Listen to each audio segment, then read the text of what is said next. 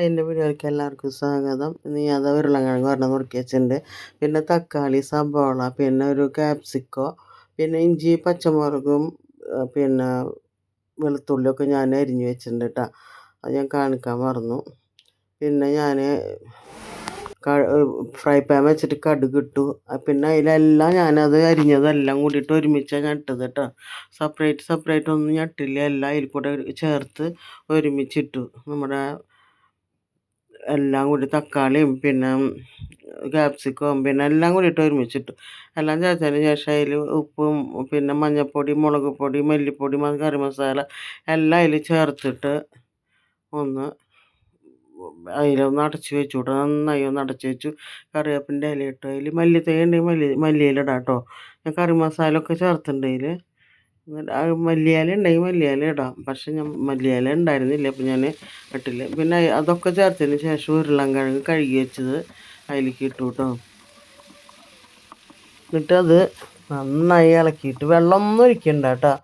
ആവി വെള്ളത്തിൽ നമ്മൾ അടച്ചിട്ട് വേവിക്കുമ്പോൾ ഉണ്ടല്ലോ അതിൽ അപ്പം അതൊക്കെ കിടന്ന് വെന്തോളും.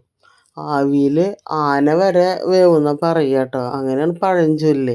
അതുപോലെ നമ്മുടെ ഉരുളക്കിഴങ്ങും ഈ ക്യാപ്സിക്കം പിന്നെ തക്കാളി എല്ലാം അതിൽ കിടന്ന് വേവും കേട്ടോ. അങ്ങനെ നമ്മുടെ ചപ്പാത്തിക്കുള്ള കറി ഇതായിക്കൊണ്ടിരിക്കുന്നു കേട്ടോ.